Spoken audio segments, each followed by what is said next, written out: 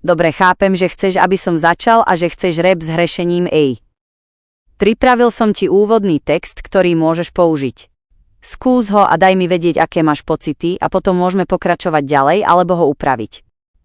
Jo, počúvaj, toto nie je žiadna pičovina, len čistá pravda, čo sa v hlave vinie.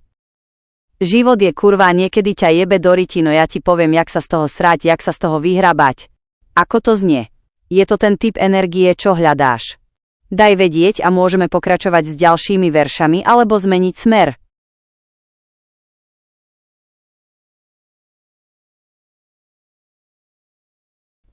V pohode, chápem, že chceš niečo lepšie a s väčšou energiou. Skúsime to posunúť na ďalšiu úroveň. Pripravil som ti ďalší úsek, ktorý je viac do hĺbky a má silnejšie údery. Jo, počúvaj, toto nie je žiadna pičovina, len čistá pravda, čo sa v hlave vinie.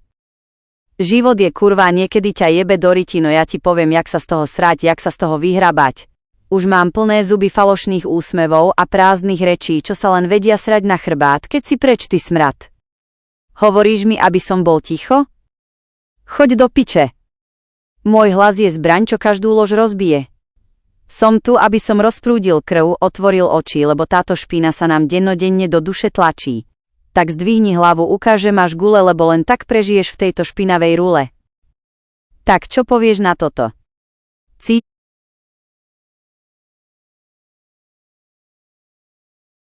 Super, som rád, že sa ti to páči. Vyzerá to, že sme sa trafili do správneho tónu. Pokračujeme v texte. Takže, keď už máme základ a vieme, akým smerom ideme, môžeme pokračovať. Pridávam ti ďalšie verše, ktoré nadväzujú na predchádzajúci text a posúvajú príbeh ďalej.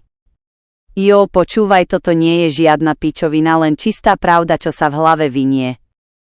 Život je kurva, niekedy ťa jebe do ryti, no ja ti poviem, jak sa z toho srať, jak sa z toho vyhrabať. Už mám plné zuby falošných úsmevov a prázdnych rečí, čo sa len vedia srať na chrbát, keď si preč, ty smrad. Hovoríš mi, aby som bol ticho? Choď do piče. Môj hlas je zbraň, čo každú lož rozbije.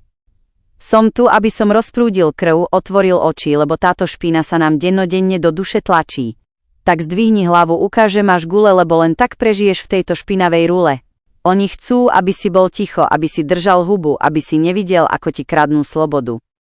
Ale ja ti poviem, nekašli na to, postav sa im čelom, ukáž im, že si silný, že si vládca svojho osudu. Serem na ich pravidlá, serem na ich falošné hry, ja si idem po svojom, aj keby som mal padnúť do diery. Takže ak to